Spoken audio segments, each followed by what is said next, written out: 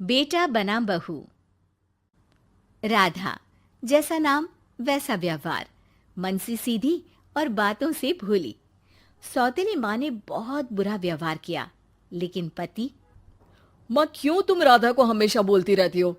मैं साफ साफ कह देता हूँ, अगर इस घर में किसी ने राधा को कुछ भी कहा तो मैं घर छोड़ दूंगा। अरे वाह बेटा वाह, यही दिन दिखाने के लिए तुझे इतना बड़ा किया।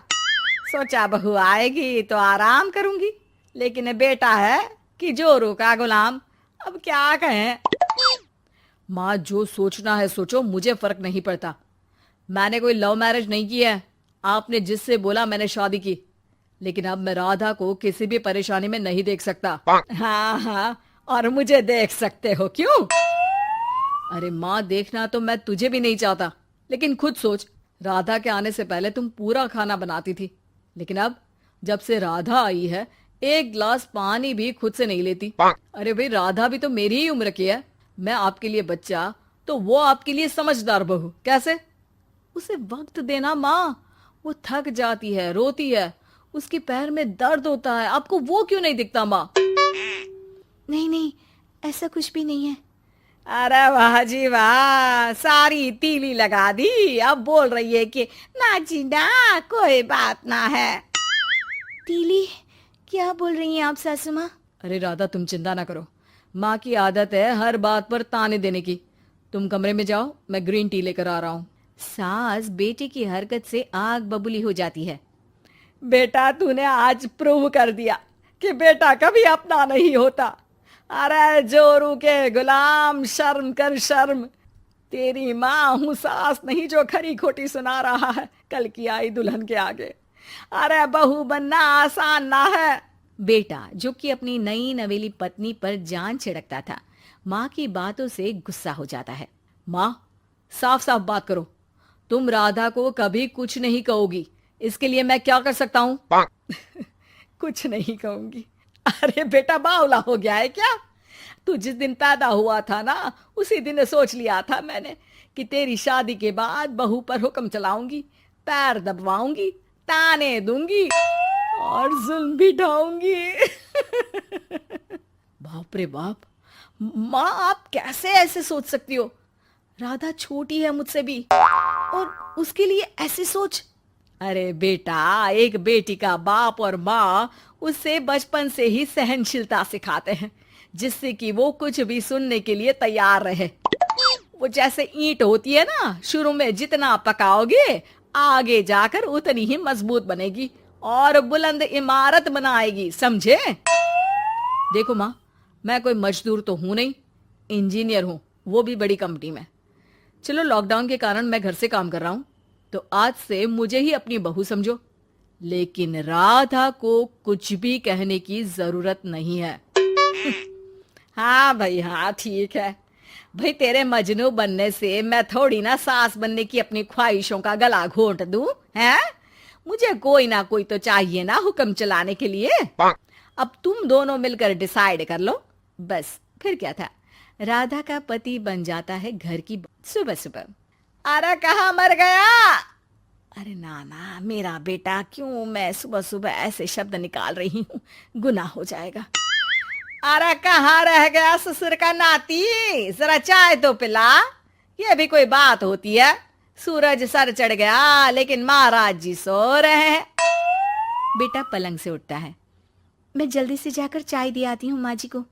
अरे नहीं नहीं, तुम जाओगी तो 4 बात और सुनाएंगी। मैं जा रहा हूँ। बेटा माँ को चाय लाकर देता है कि माँ। अरे देख तो तेरा चेहरा, ना मुंह धोया ना हाथ।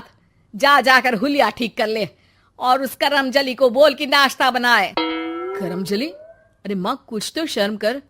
देता हूं ना मैं तुझे नाश्ता, लेकिन तू राधा के लिए ऐसे गंदे शब्दों का इस्तेमाल नहीं करेगी। बहू की तारीफ बेटी के मुंह से सुनकर सास फिर गुस्सा हो जाती है। अरे जा जा जाकर नाश्ता लेकर आ। और हाँ, 15 मिनट में मैं नहा कर निकल रही हूँ। नाश्ता ना आया तो खाल उधेड़ दूंगी।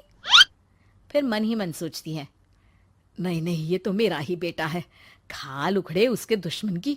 अब मतलब तेरी राधा की खाल, समझा ना? अरे यार, ये सब क्या है? नेचर की कॉल भी आ रही है और 15 मिनट में नाश्ता। भगवान, कैसी मुश्किल जिंदगी बनाई है आपने औरतों की। बेचारी कैसे जिएंगी। बेचारा बेटा किचन में जाता है जहाँ राधा आलू पूठी बनाकर उसका इंतजार कर रही होती है। आप मेरे लिए इतना कर रहे हैं तो क्या मैं आपके लिए इतना भी नहीं कर सकती? ये लीजिए, नाश्ता बना दिया है, दे आइए माँ जी को। अरे थैंक्स राधा, माँ नहाने गई है, मैं बस अभी आया। ये नाश्ता यहीं रख दो, मैं आकर दे दूंगा माँ को। थोड़ी देर में माँ की आवाज आती है। अरे कहाँ रह गए? 15 मिनट हो गई, नाश्ता कहाँ है? बेटा हाथ में वही आलू पूठी वाली थाली लेकर खड़ा हो जाता है माँ के सामने। ये रहा नाश्ता, लो खाओ। माँ थोड़ा सा खाना खाती है और फिर छी छी, ठंडा खाना, यही सिखाया है तेरी माँ ने? फिर थोड़ा सोचकर रुक जाती है। इसकी माँ तो मैं ही हूँ, खुद पर ही सवाल कर रही हूँ मैं। अन्ना जी ना, अरे बेटा, नाश्ता गर्मा गर्म अच्छा लगता है, खास करके पूड़ियाँ। पूड़ी तो छन से छने और टन से प्लेट में आ जाए। देखा माँ, जो बातें आप राधा को सुनाती हो वो अपने बेटे को सुनाने में कितना दुख होता है। तो जैसे आप मुझे सोचती हो वैसा ही राधा को भी समझा करो ना। अरे जितने लाड प्यार से आपने मुझे बड़ा किया, क्या उसकी माँ ने नहीं किया? हाँ हाँ पता है, उपदेश मत दे। लड़की का काम ही क्या होता है? खाना बनाना। और खाना बनाने में कौन सा बड़ा काम है? फिर सारा दिन घर में पलंग ही तो तोड़ना है। अब तू बता, तू अपने से तुलना कैसे कर सकता है उसकी? कर सकता हूँ माँ। मैं अगर बहू की बेटे से तुलना करने में आ गया ना, तो तुझे समझ में आएगा कि बहू की जिम्मेदारी भी कम नहीं होती। मेरा दोस्त है ना राम, जानती हो ना? हाँ हाँ, क्यों नहीं जानूंगी। उसकी बीवी और माँ में नहीं बनती। बीवी ये मोटे मोटे ताने सास को देती है और सास उसे। हाँ हाँ तो फिर क्या, घर ठीक से चल नहीं पा रहा था। सास कहती बहू काम सारा करे, बहू का कहना था कि सास मदद करे। ऐसे में बेचारा न लंच लाता और ना ठीक से खा कर आता। नतीजा, बीमार रहने लगा। ऑफिस की नौकरी गई, खर्चा खाना सब बंद। कर लो अब सास बहू की लड़ाई। बेटा बीमार घर पर बैठा, पैसे की आमदनी नहीं। बहू भी कभी मायके कभी ससुराल। अब तो सुना है सास बहू की ही कमाई खा रही है, वो भी तानों के साथ। घर का भी सारा काम वही करती है। अरे बस कर बेटा, मुझे समझ में आ गया। तू तो बेटा ही रहे, बहू को अब बहू नहीं, मैं बेटी बना कर रखूंगी।